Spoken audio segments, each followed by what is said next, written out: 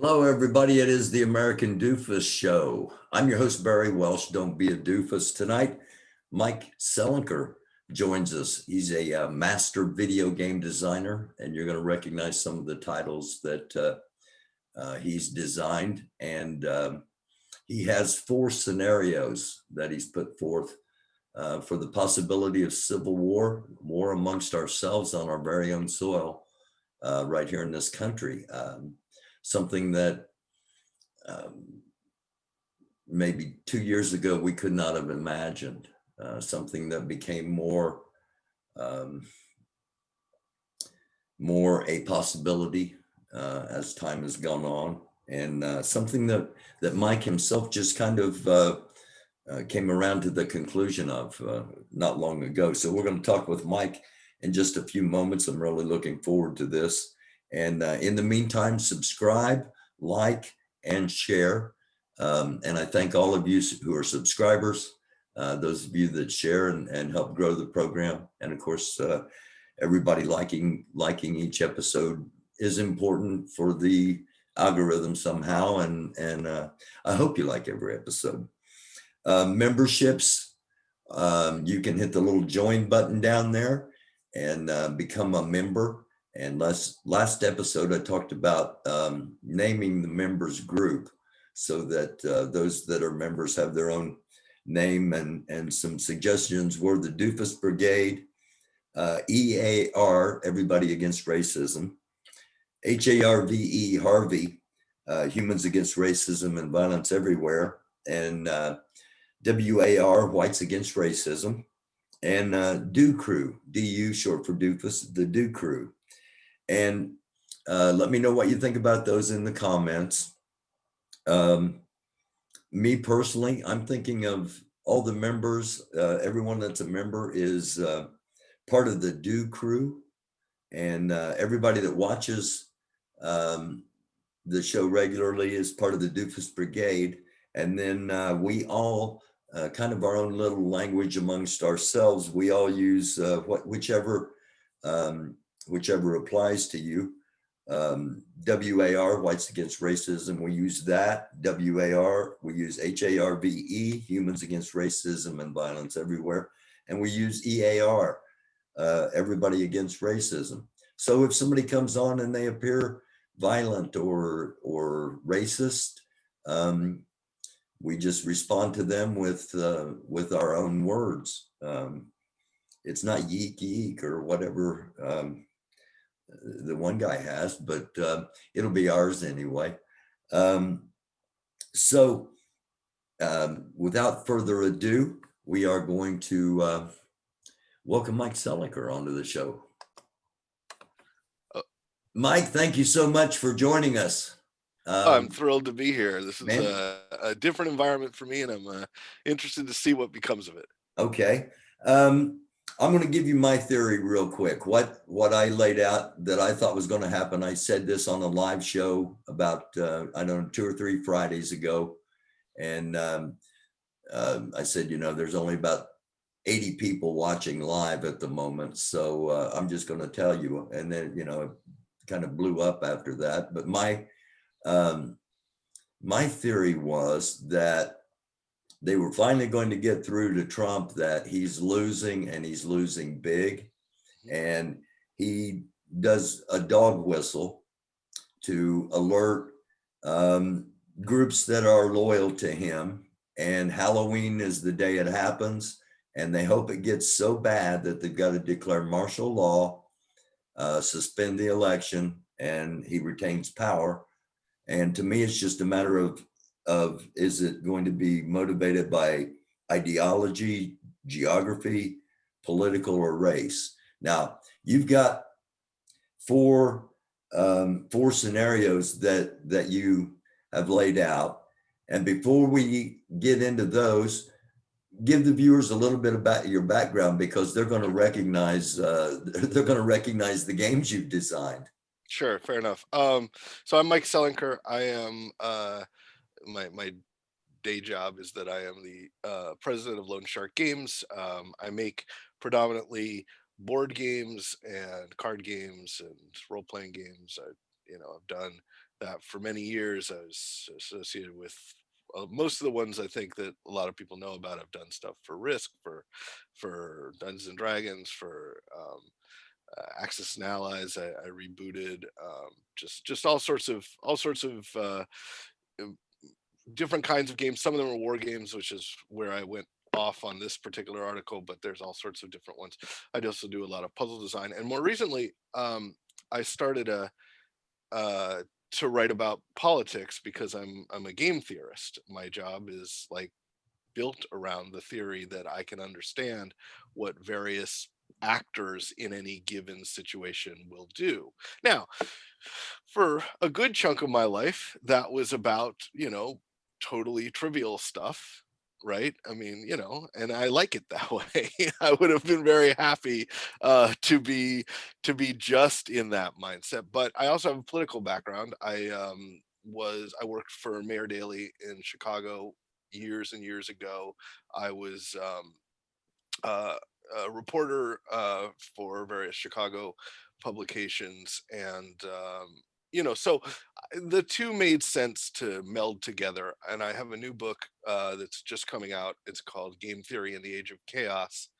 Um, and people can get it. I'm sure we'll put links up, but people can get it now if they go look for it. Basically, it's all of my essays that I've written about game theory and politics. I think there's like 64 of them, all supported by a friend of mine who's an actual mathematician who really knows his game theory. I play a game theorist on TV in some sense, because I didn't go to school for it or anything like that, but he actually like teaches it for a living. So he says, well, what Mike actually means. Anyway, point is, I've done the work, I've done the research, and I try to build historical backgrounding into everything I do, so it doesn't, it's not just my opinion. It's like Right.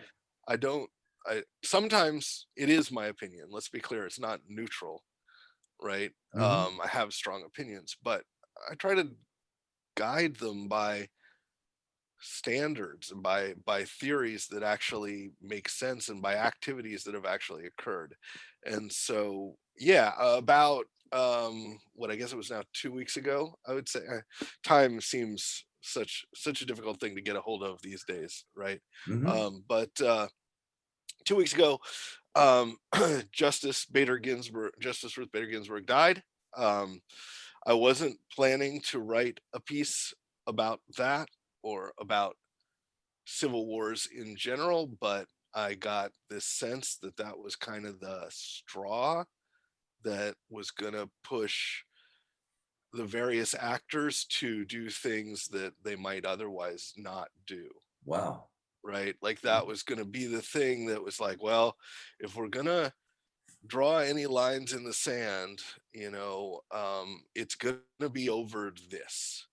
And those lines got drawn immediately. Like I wasn't wrong about that. But No. it's all supposition from that point based on looking at the history of whether or not that's the kind of thing which, if you take those theories to their logical conclusion, could get us to the point of serious violence. And I don't mean to trivialize any of the violence that we've seen to Right. this Of course. point, right? Violence on a mass scale. Right. Well, and again, I don't want to put like, I don't want to put labels on it. My take is that what's happened in Portland, which is a city that's pretty close to me. I'm in Seattle. Um, is troubling on a lot of levels, right? Um, but but I don't paint it as violence, right? I mean, it's Mhm. like there've been some flashpoints between the police and the protesters and the right wing groups that have come in from the Oregon suburbs and from elsewhere.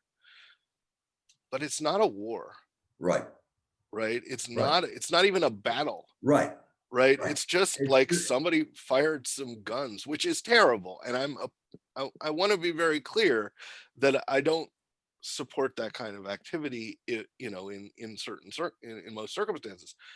But that's not what I'm talking about, right? Like that's the kind of thing that happens even in a healthy democracy, hmm right? I mean, we had that happened in our background. we and we get through it and so forth. This is where we talk about breakdowns, and some of those breakdowns look more plausible than others, but still there's plausibility in all of them. Does that Okay. make sense? Yeah, absolutely it does. And I'm always asking the question on this program. There are so many people that um, some are almost foaming at the mouth to go to war. Ready to do anything. Yeah, they've Yeah, been just and waiting for a call. right. And my question is always, who's the enemy?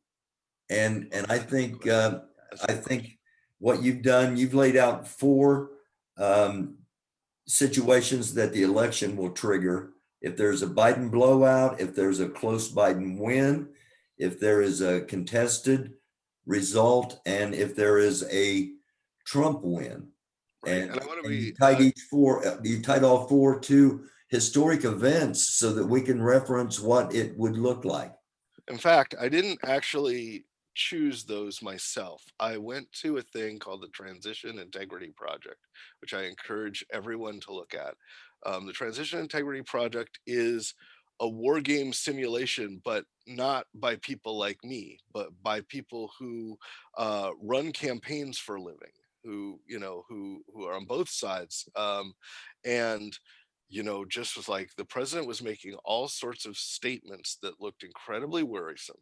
So, what are the logical outcomes of those in the context of these? So, they listed those four scenarios that you listed, and only in the Biden blowout did the country not descend into chaos Really? in their estimation. And I said, in response to that, um, okay, I understand where you're coming from, but even in the Biden blowout, I I think you might be understating the likelihood of very serious consequences. And so I sort of transition, I use them as a bouncing off point, I guess, Mhm. to try to get to what Yeah. I thought was the actual potential outcomes. Okay. And you compared the Biden blowout to our Well, Civil War. the American Civil War, yeah. So a lot of people don't know that they think about the Civil War as a series of battles, which it obviously was, but they don't understand why it happened. The right answer, of course, is that it is associated with slavery. But what happened was that it was all about the election of 1860. The election of 1860, people think of as the Lincoln Douglas debates, Right. right? They think Right. those were the two That's the first candidates. thing that comes into my head. Right, but it isn't. It was a four-way race. Um, there were two other candidates, and Lincoln wasn't on the ballot in the South. That's how tense the situation was. Really? A presidential election, 10 states printed ballots without one of the major candidates on it, right?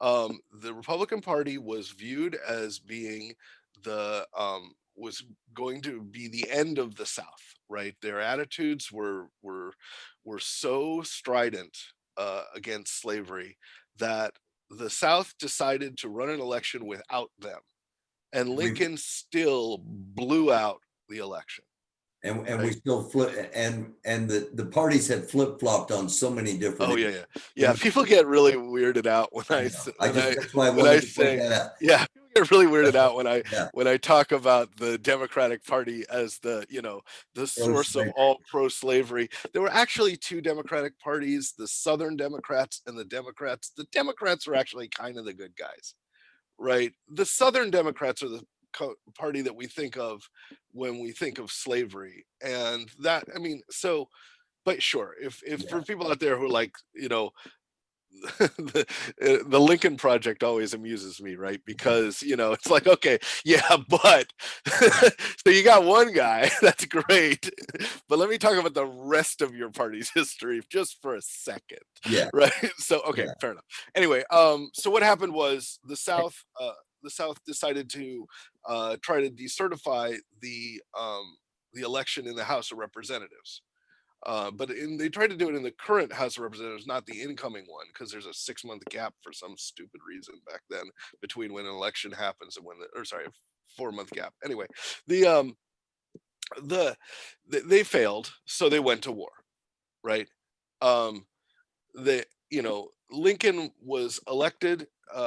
Sorry, took office in March. In April, he was evacuating Fort Sumter. That's how tied those two events were. And so, sure. So what happened then was you had. It's important to understand where everybody was in this circumstance. The South uh, had a whole bunch of army bases that were part of the U.S. Army. The Union Army. They um, they just stopped being associated with the American government at that point, right? Um, Lee, General Lee was a U.S. Army officer. He just stopped being one at that moment, right? He didn't go willingly, actually, but once he did, he was like, "All right, I guess we're doing this." And so what happened was, of course, the North had control of most of the ironclads, the railroads, I mean, they had all of the mil- Manufacturing.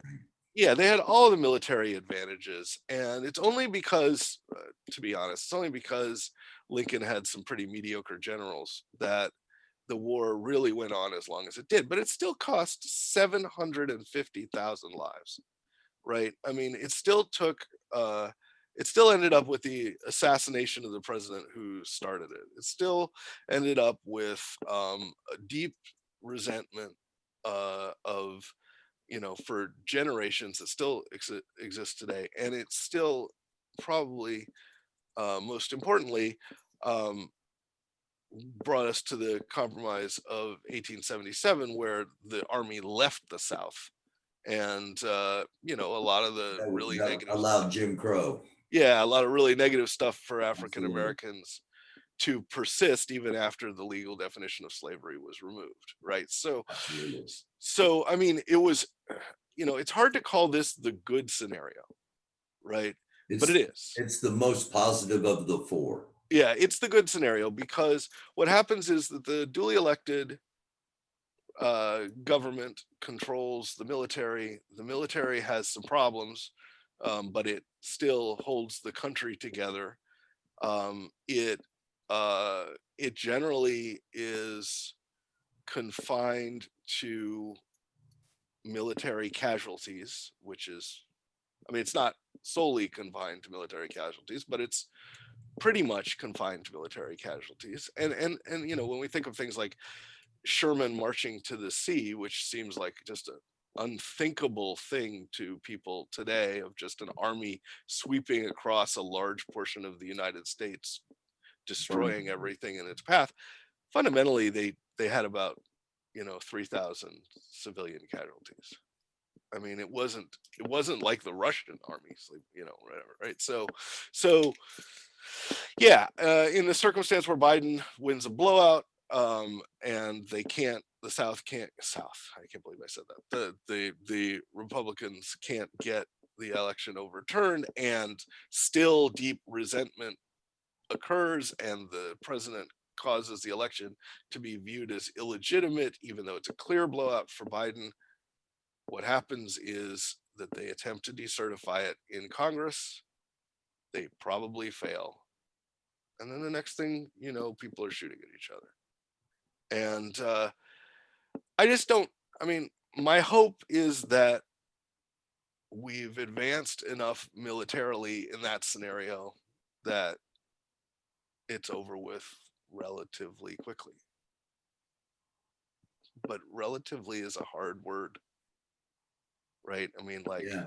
Each war month. we've each war we've gotten into with the expectation that it's going to be over quick. Yeah, we do that. And every now and then we're right, Yeah. which is good, Yeah. right? But every now and then, I mean, help me out here. Have we left Afghanistan yet? No. Really? What?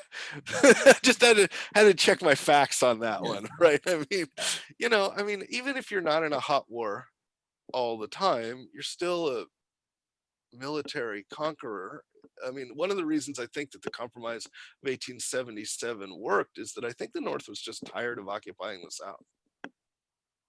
Right? It's hard. It's hard to be. It's just hard work. It's not fun. You want to go home. Yeah, it takes a lot of resources. Right. You could be using that to build roads, and you could be in Exactly. schools and stuff like that. And instead, what you're doing is keeping your fellow citizen under lock and key, which doesn't sound terribly fun. No, And so, yeah, I it mean, I doesn't think, sound much like freedom either. yeah, I don't see that scenario as being terribly positive, but I do see it as being the best of the options. Okay, number two, a close Biden win. Okay, so I want to be uh clear that, every war is different, and so I even when I say I think this is the comparable thing, um, I don't necessarily mean it's going to play out exactly like Of course, this. of Right. course. And I've got some people criticizing me on this one about, like, oh, there was an agrarian economy and stuff like, okay, chill. Here's the thing. My comparison to this is the Russian Revolution.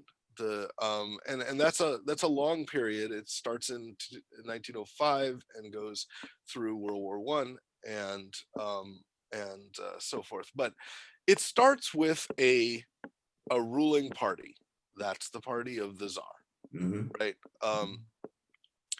Uh, as things get super bad for Russia, um, he agrees to share power, essentially step down from absolute rule, and creates an interim government that lasts 8 months. The February Revolution occurs in February, and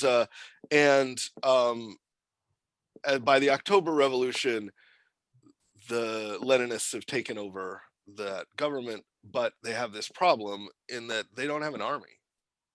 Um, the So they made one. They just made one. They put the call out, and suddenly they had 5 million people in their army, 5 million men, and that would feel like it would be enough to say we're in charge now. Maybe you people should go back to your homes. It wasn't. The remaining forces of the Tsarist government and such had 3.5 million army members, and they were the White Army. And so the Red Army was 5 million members. The White Army was supported by all of the governments of the world. So our government, the UK, France, Germany, all of them were like, we want to get back to that whole Tsarist thing. It was great for us, right? So the Red Army was fighting not just not just its own people, but everybody else in the world, and fundamentally they won. They did it at the cost of 7 to 12 million people in their country, and so it's hard to say. I don't take a stance on whether or not the Tsarists were worse than the communists, because they were both awful, right? They both you can look at Lenin's words and attach all sorts of meaning to them, but it didn't happen, right? What happened was Stalinism, and Stalinism has to be viewed as universally bad, right? I can't imagine anyone standing up today and doing a defense of Stalinism or the 5-year plans or any of that. And the same thing occurs in China later, right? Just as bad for the environment, for the people of the thing, the country, supported by outsiders who think, okay, let's keep the things the way they are, and that's not how it goes, right? Obviously, World War II has a lot to do with that. So in this circumstance, you have the out of power people, that is the people who have the popular sentiment, having to go up against a minority government. um, the minority government thinks that if it is thrown out of power, really bad things will happen to it. As it turns out, the Tsar and his his family, one of the first things the Reds did was kill them. Right. And so, and one of the most bizarre things I've ever seen was that the when the Tsar was completely surprised by this, right? The Tsar was taken to protective custody by people who had no interest in protecting him, and they shot the uh, the Tsar, and he died really quickly. But his wife and daughters didn't, because they were wearing 1.3 pounds of diamonds apiece. And the reason I think that fact is very interesting is because they believed that the good people of Russia would support them if they bedeck themselves in jewels while the country starved, right? And so if you're in that mindset and you see a popular uprising, you have to be viewing that as a really bad thing for your continued survival. And so I in my attitude, this is a terrible scenario. This is Okay. the one that we the good guys in my mind win, but at the cost of the worst thing that's ever happened to America. I mean, I don't think we'll have a, other than perhaps slavery itself, we won't, or the Trail of Tears and stuff like that, we won't have had anything in our lifetime or the generation before us or the generation before that that's compared to the outcome of a delegitimized election where the winner has only a tenuous majority. This is, in my mind, it's not the worst scenario, but it's real bad. Okay. Number three is a contested result. So a lot of ways this could occur, but the most significant way is that all it takes is, let's say Biden wins 320, 330 electoral votes, and the legislatures of Florida, North Carolina, and Wisconsin, which are Republican, even though they have Democratic, some of them have Democratic governors, um, decide to send in a competing electorate, and it all gets thrown into court, and the court doesn't have, decides to just rule on the side of Republicans because Amy Coney Barrett's there, and and so forth. Um, there, both sides are ready to go, right? In the previous two scenarios, we have sides that doesn't really want to be in war. This time, we don't have one of those. This Both time, we have both sides excited about the possibility of continued fighting. The comparison I give to this is the Irish War of Independence. Smaller scale, but still pretty long term with major impact. Basically, you have an occupying force that comes in to places that there's a, like the UK, London is mostly fine during this period of time, right? But they send, you know, um, troops in, and all hell breaks loose. People shooting at sporting events, right? Assassinations, constant threat of bombings, constant. Uh, uh, but this is all in the streets, right? In the sense of, like, the American Civil War was mostly, let's find a big open plain and Mhm. fight out Right. what's going to happen. This is not that. Right. This is in every urban center where there is contested environment, and no one is safe.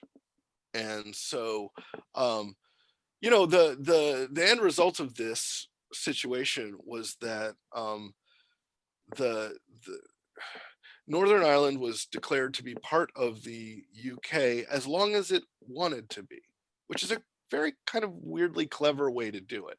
It basically said, anytime you guys want to hold a vote that says you want to be part of Ireland and that passes, go over to Ireland.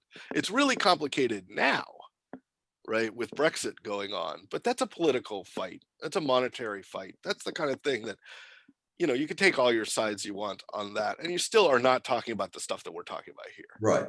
Right. right? Um, and Ireland mostly functioned during this period of time. It's not as bad. It's the scenario that I think is actually, in one way, one of the more promising ones, because neither side thinks it's going to win outright, right? Neither side thinks it's like they're one battle away from surrendering. And that's kind of an okay place for a war to be, right? I mean, Mhm. if you don't, you get fewer massacres Right. that way, I guess, right? And so, um, I don't want a contested election because I personally have an opinion as to who should win, and I want that candidate to win. But if we're going to go to war, this is the kind of war I want to go to.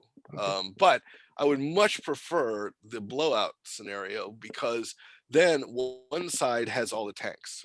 Um, and you always want to be the side with the tanks if only one side has all the tanks. Yeah. And I know that I don't personally want Trump on the top of a tank ever. And so, but under this scenario, it's bad, but it's not Russian Revolution bad, Okay. right? Right. Number Um, 4, a Trump win.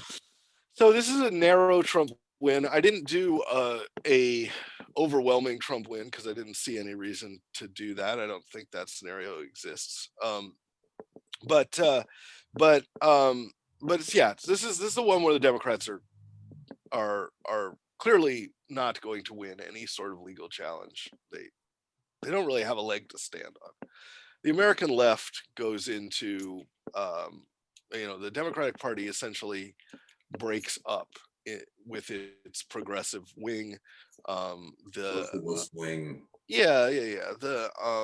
There's real violence in the streets, in the sense that the leftists actually become what the Fox News wants them to be, right? Depicts them as, and but the consequence of this is the Republicans destroy every civil right that they can find. They eliminate the concept of gun control. They do all sorts of things, and none of that sits very well. And the comparison here is the Rwandan civil war of the 1990s, which is, I've heard people tell me that despite the casualties, the American Civil War, the Russian Revolution, and the Irish War of Independence all had positive outcomes, right? I mean, they all end up with a country that exists today that isn't I mean, still dealing with the consequences of it, but not like isn't wrecked, Right. right? It's not. Nobody says anything positive about the Rwandan Civil War. No matter what side you can imagine them taking, there is never a defense of what happened in Rwanda. No. The Butchering. Yeah, The and people don't massacre. understand. That's what comes to mind with Rwanda. Ethnic cleansing. Ethnic cleansing. So people don't understand how fast this goes, right? So I'm just going to give you a very, very abbreviated timeline of the Rwandan Civil War. The there was a group called the Hutu. They still is a group called the Hutu. They were backed by the Belgian government. They were overthrown by the minority Tutsi government. They installed a government. The sorry, I got that backwards. My apologies. I apologize for that. So there's a minority Tutsi, and they were in charge because the Belgians supported them.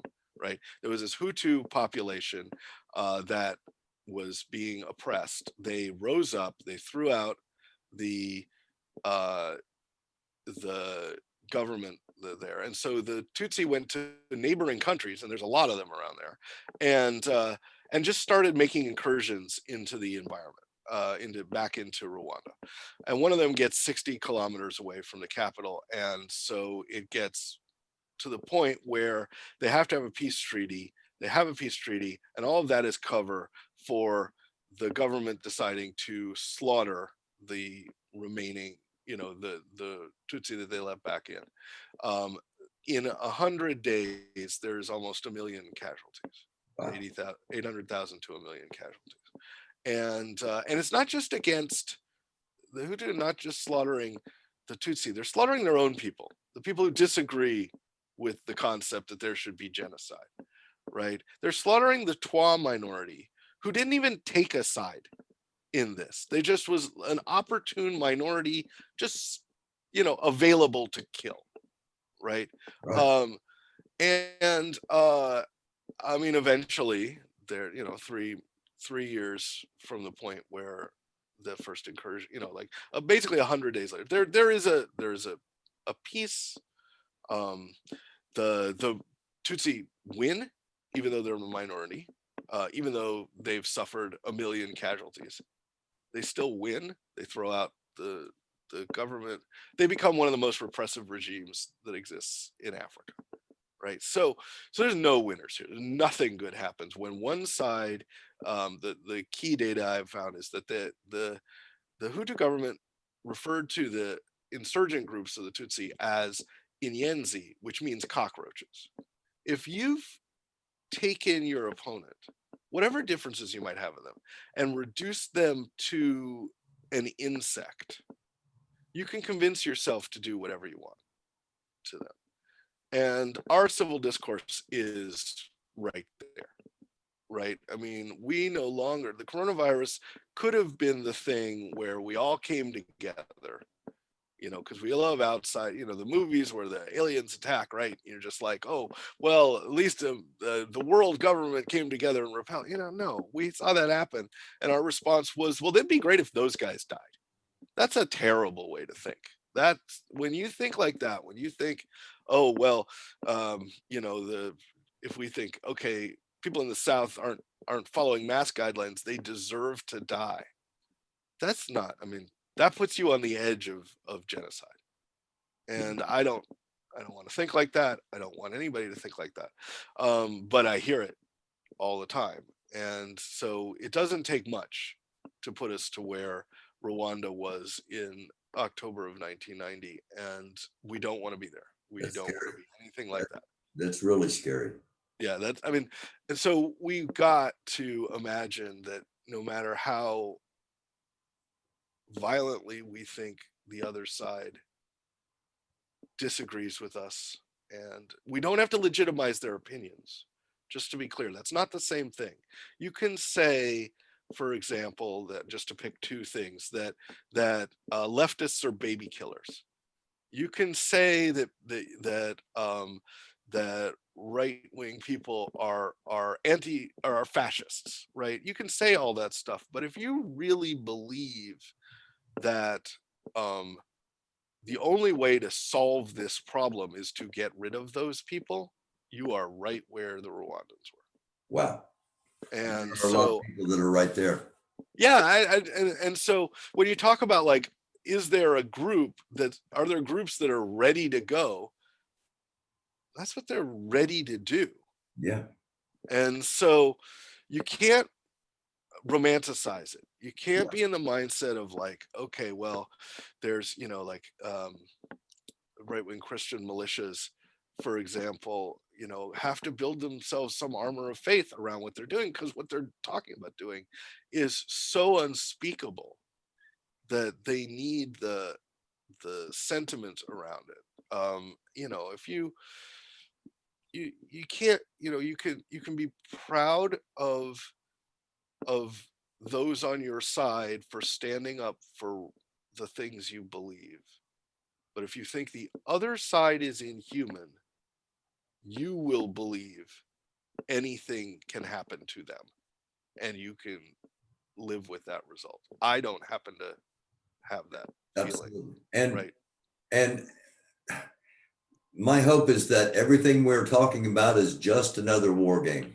Well, that's the point, right? Is that my job is to uh, explain opportunities for conflict, right? Mhm. Fundamentally, conflict is the thing that I specialize in. Right. And so um, you don't have to take it, right? Like, just because the opportunity is there, Right. Just you don't because have you to. can't do something doesn't mean you should. Yeah, right. I mean, and so uh, there are. I think that the important thing is to disabuse ourselves of the sense that the better angels will take over, right? Like, you just have to get out of the mindset that we have systematized institutions that can stop these kinds of outcomes, because all four of those countries did, right? Mhm. It's very important that we have a functioning Congress. It's very important that we have a functioning judiciary system. It's very important that we have a disciplined military. Like, these things are important, but they're not Absolutely. enough. What they need is also a populace that doesn't want to go to war, Right. right? And I'm sort of sad to say that I can't rule that out. Yeah. That the the it doesn't take much to put these circumstances into motion. I mean, honestly, uh, it's very difficult to imagine for me, the situation where the United States was in 1860, where the South made the decision to remove Lincoln from the ballot. I mean, Lincoln was a president who had a majority of the Electoral College and a minority of the public vote, right? I mean, that sound familiar? Yes. Right? I mean, and so 4 years ago. yeah, exactly. Like this keeps happening because our belief in our electoral system is our faith in our electoral system is so low. I don't know. People I assume are watching this from all over the place. Yeah. Some of them may feel that they are um, wired into the system of democracy because they live in a swing state. They see ads all the time. I don't feel like that. I Yeah. don't come from one of those, right? I don't feel like my vote for president matters. Now, of course it does, and I want to be very clear. We Mhm. need the biggest blowout possible. That means that everybody has to vote because so much disenfranchisement will go on, right? Right. But so it matters in the environment of if the Republicans are going to do dirty tricks, I have to counter them. What it doesn't literally matter in is that if I choose not to go to the poll, I don't actually give my presidential choice one more vote. And so I can be in the mindset of, well, okay, maybe I'm going to vote third party. Maybe I'm going to sit out. Maybe I'm going to do, and that is exactly the recipe that says that disillusionment in a large amount of America is exactly the recipe for we don't believe in our institutions anymore. So let's let them fail. And this particular president has done a really good job of exposing how much of a gentleman's agreement our government is based on. And so, what I think will really happen after, if Joe Biden wins and the Democrats take control of the Senate, is a lot of those handshakes are going to become laws, right? And so maybe that'll help. Maybe that'll be like the thing that's necessary to say you can't exploit the system like this, Yeah. right? You I've, can't. Go ahead. I've been saying over and over and over, a win by Democrats does not solve everything, but it will help to de-escalate everything. It But gives you. I'm going to make a very brief case for why in the context of my Civil War articles, you even if we don't get Civil War, you still want the Biden blowout, and that is just simply this: if you think there are things in this country that still need to change, which I literally hope is everybody listening to your broadcast, you have an environment upon which you can continue to push for change.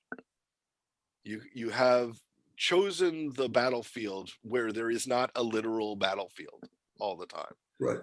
If you choose the opposite way, you have essentially given control to the people who already have control, and those people have shown how much they're willing to abuse the system to make sure that you're protesting your goals are trivial to them, and thus in a very quick manner your lives. And so, I mean, to me there really isn't a choice. Like, it does mean that once it happens, and if we get it to the point where it gets through the courts and there isn't a civil war, then the next day you can go to work and you can say, all right, now that's happened, fix this pandemic. We need Yeah. that fixed. Number one priority. Right. Stop. Do your best to put some things that slow down the destruction of the environment. Yeah. Great. But most importantly, let's fix our democracy. Yeah. Well, sorry. after those two. Most importantly, let's fix our democracy, right? Because our democracy is seriously busted. And all of these places, they were in different places. One was a monarchy, one was an elected government, one was a revolutionary government, one was uh, a straight republic, and all of them fell apart. Yeah. Right? It doesn't matter. It doesn't matter what system of government you have. Doesn't matter what institutional support you have. What matters is, what do the people want to do? And if the people want change, then they will take an environment where change can happen. So, That's my hope anyway. so judging from everything you've explained from the 4 scenarios, this isn't going to be like a clear-cut race war or a clear-cut No, war of geography I or left out, you if you read the article, you will notice there's no mention of race. There's no mention. I might cover that in all sorts of other articles that I've written, right? yeah. But there's no mention, for example, of state names. Okay. I don't lay out a secession path, Yeah. right? Because I don't think it's gonna be clean. Right. That, yeah. I don't think, and It's the going to Civil be War tough to tell who the enemy is. Civil War wasn't clean, but what it did have was, like, there were 7 states that were like, if this doesn't go our way, we are out. Right? They had already selected a capital, right? I mean, like, they'd done the work. Not, I mean, they didn't necessarily want to do it, Mm-hmm. right? But they'd done the work. I don't think we've done the work. Like, I don't think we've done the work to separate America. We've got flags out here for Pacifica, and stuff Yeah. like that. I don't think those people are even remotely serious. They may think they're serious, but they haven't done any of the work. What we'll get, though, is the rural urban divide will be clear. If you think that anybody listening to this is in a city and think you don't depend on roads for your continued health of your city, if you can imagine the concept of having checkpoints at every street, count the number of streets that leave your city. Yeah. Right? Count the number of if you're a port city, count the number of ways into that port. Right? Just think about what you would have to do to defend the place that you live in. Yeah. And imagine trying to get anything else done while you were doing that. Right? You think we have it hard now, Yeah. trying to deal with a pandemic and stuff like that? Imagine we're in a fight with our fellow citizens. Yeah. We will not see the end of this pandemic, period. Right? There is no going back under that scenario, because we will lose the battle against the pandemic.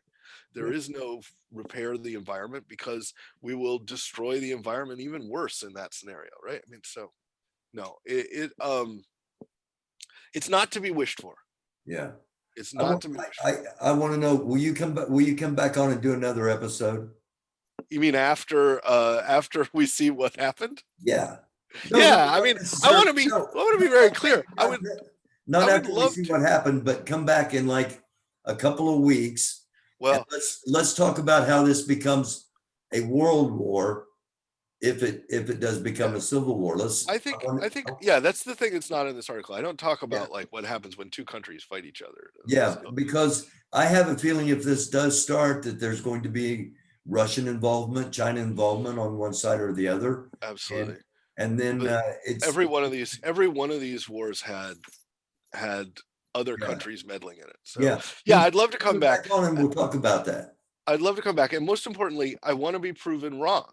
Oh, well, right? Like I want everything I said to be like, oh, there's that war gamer talking about war games. Oh, haha. Yeah. Remember when that was like, that's what I want, right? Yeah. I want it to turn out that all I did was run the numbers. Yeah. Right. But yeah, let's take a look at where we are. Cause I mean, in the 2 weeks since then, we've had the debate, the president getting sick, who knows what it's going to be like. So yeah, I'd love to come back. Awesome. One final thing. Have you heard of the NFAC out there in Seattle? What is that? That's the Not Fucking Around Coalition. I'm not familiar with that one, but I like the That is- name. That's the Black Militia, Okay. led by Grandmaster Jay. All right. Um, I will learn. I will educate myself. yeah, go back and watch a couple episodes of my show on the NFAC and Grandmaster Jay, and we'll factor that in the next time we talk as well. Sounds delightful. All right, I Mike, thank you appreciate so it. much, man. And if anybody wants to learn more about this stuff, as I mentioned, there's a book of mine that's just come out or just coming out called Game Theory and Age of Chaos. You can read it for free. PDF is absolutely free, so go ahead and look at it. Find One all more the other time, things what I'm was wrong it? about. It's What called was it Game again? Theory in the Age of Chaos. Game Theory in the Age of Okay. Chaos. Yeah, I'll send you. We'll have. Send me the I'll give you link and I'll links. put it up. I'll put it Absolutely. up in the comments. All right, Mike, Cool. thank you so much. Enjoy the rest of your evening. I will talk to you all later. All right, bye-bye. It's the American Doofus Show. I'm your host, Barry Welsh. As always, don't be a doofus.